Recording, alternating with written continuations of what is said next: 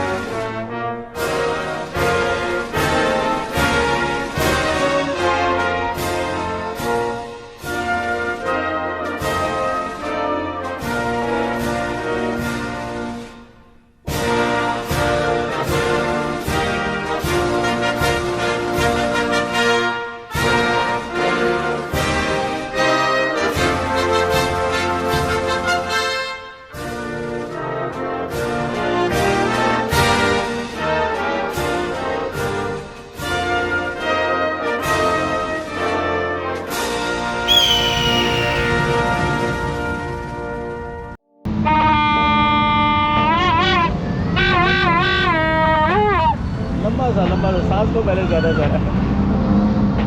चलो।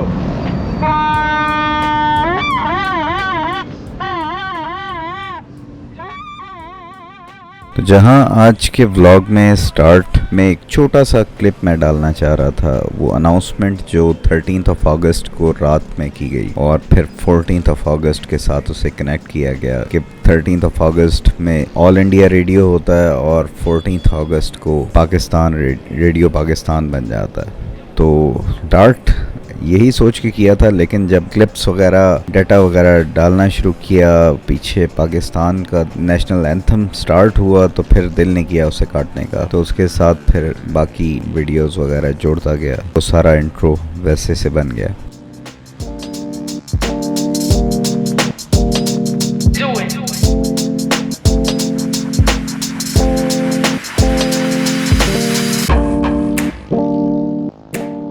सेलिब्रेशंस भी हम बहुत करते हैं, शोर शराबा भी बहुत डालते हैं, गली मोहल्लों को झंडों से परचमों से भर देते हैं एक दिन के लिए। लेकिन कल से मेरे जहन में यही था यार, क्या हम डिज़र्व करते हैं इस किस्म की सेलिब्रेशंस? क्योंकि या तो कुछ बहुत बड़ा कुछ अचीव किया हो तो फिर तो आप सेलिब्रेट करो भी, लेकिन हम बहैसियत कौम नीचे से नीचे जाते जा रहे हैं।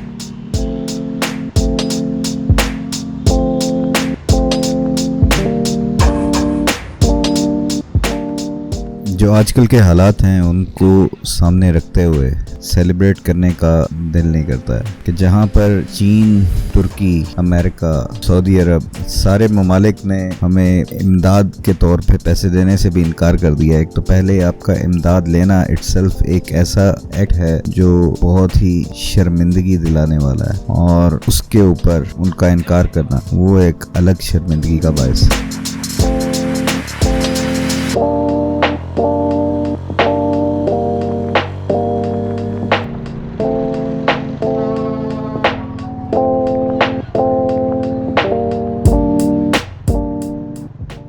शायद एक हजूम को कौम एक लीडर बनाता है। जिस तरह पूरे इंडिया बरे सगीर में बिखरे हुए मुसलमानों को एक लीडर ने, कायदे आज़म ने, अल्लामा इकबाल ने, उन्होंने एक डायरेक्शन दी, उनको एक प्लेटफॉर्म पे इकट्ठा किया और फिर मुस्तकिल जद्दोजहद से पाकिस्तान जैसी नेमत मिली। तो वैसे ही शायद आज हमें भी एक अच्छे लीडर की ज़रूरत है। पाकिस्तान को खोखला करने के लिए मुफाद परस्त, मतलब परस्त इस किस्म के लीडर, सो कॉल्ड लीडर, वो तो बहुत आए जिन्होंने पाकिस्तान को बहुत पीछे छोड़ दिया लेकिन खुद बहुत आगे बढ़ गए।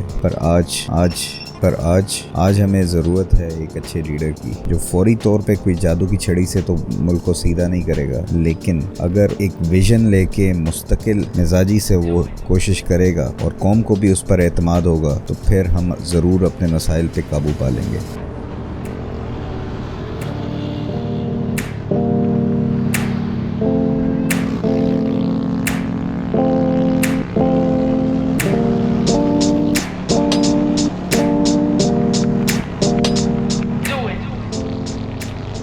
चौदह अगस्त की सेलिब्रेशंस देखने में एक मज़ा ये भी आता है कि ये एक ऐसा इवेंट है जो हर ख़ास व आम के लिए यकसा अहमियत रखता है और जो लेवल ऑफ हैप्पीनेस है, जो खुशी होती है इस दिन को लेके, वो हर एक में देख के पता चल रहा होता है। और मोटरसाइकिलों के ऊपर फैमिलीज़ और ग्रीन कलर के ड्रेसेस में, रक्षों के ऊपर, सुजुकियों के ऊपर वो जिस तरीके से एंजॉय कर रहे होते हैं तो वाकई देख के मज़ा आता है। हालांकि एक मुश्किल वक्त से हम गुजर रहे हैं, लेकिन शायद ये दिन हमें कुछ थोड़ी देर के लिए बाकी जो हमारी डिफ़िकल्टीज़ हैं, चैलेंजेस हैं, मुश्किलात हैं, उससे हमारा ध्यान हटा देता है।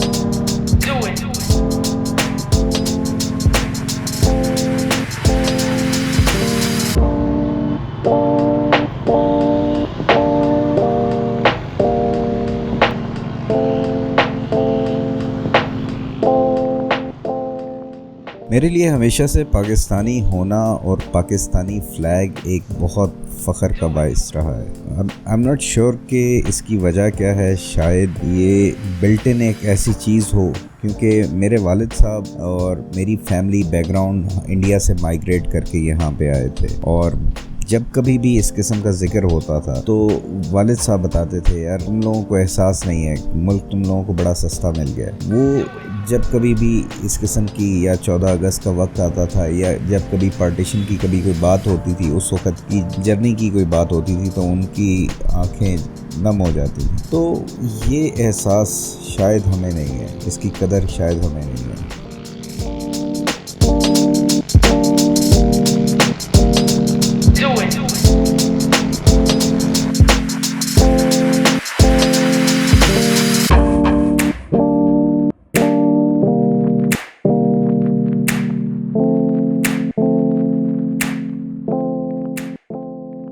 शाम ढलती जा रही थी और अंधेरा बढ़ता जा रहा था। शाम में कुछ फैमिली के साथ मेरी कमिटमेंट्स थी, तो इस वजह से मुझे जल्दी घर पहुंचना था। तो थोड़ा बहुत और मैंने कहा यहाँ पे ड्रोन वगैरह उड़ा लें, जो कुछ अच्छे बेहतर शॉट्स लिए जा सकते हैं आज के व्लॉग के लिए, आज के दिन के मुनासबत से, तो वो ले लें। उसके बाद फिर घर की तरफ जाया जाए।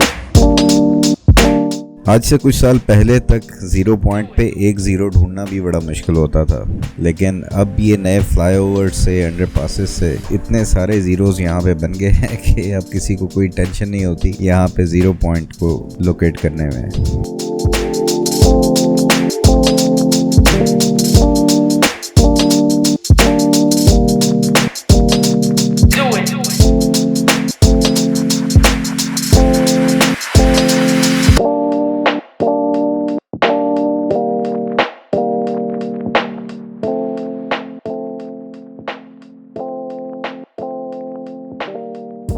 अब क्योंकि अंधेरा भी हो गया था, वैसे मेरा इरादा यही था कि अब घर वापस चला जाऊँ, लेकिन यहाँ पे जो मैंने सीन देखा, जो जज्बा देखा कि एक सुजुकी के ऊपर एक ग्रुप लोगों का जा रहा है और इतना ऊंचा परचम उन्होंने पकड़ा हुआ है हाथों में कि देख के मज़ा आ गया।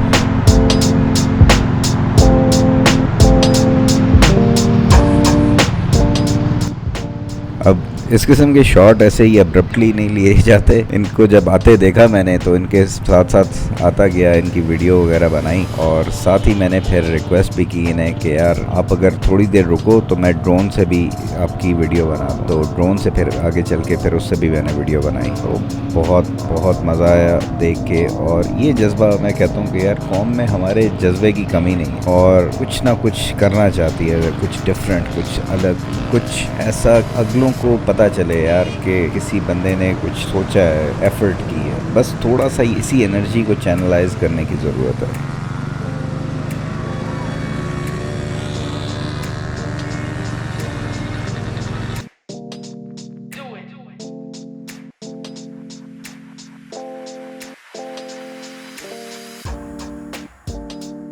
तो इस उम्मीद के साथ कि पाकिस्तान को अल्लाह ताला ताक़यामत सलामत रखे और इसके तमाम तर दुश्मनों को, उनके अज़ाइम को नेस्तो नाबूद कर दे और यहाँ के लोगों की परेशानियाँ और मुश्किलात उनको अल्लाह ताला दूर करे, दिन दुगनी रात चुगनी तरक्की करे ये मुल्क हमारा और इस मुल्क को आलम इस्लाम के लिए एक ताकत बना दे और ये मुल्क तमाम तर बाकी मुस्लिम उम्मा के लिए एक लीडर के तौर पर उभर के सामने आए। अल्लाह ताला से दुआ करता हूँ कि हमारा ये जो मुश्किल हालात चल रहे हैं इनसे हमें जल्दी निजात मिले और एक आसानी वाला वक्त आ जाए। उम्मीद करता हूँ आज का व्लॉग आपको पसंद आया होगा। कुछ फीडबैक हुआ करे ज़रूर कमेंट में मेंशन कर दिया करें। नेक्स्ट व्लॉग में इंशाल्लाह फिर मुलाकात होगी। अपना ख्याल रखिएगा। अल्लाह हाफिज़। पाकिस्तान जिंदाबाद।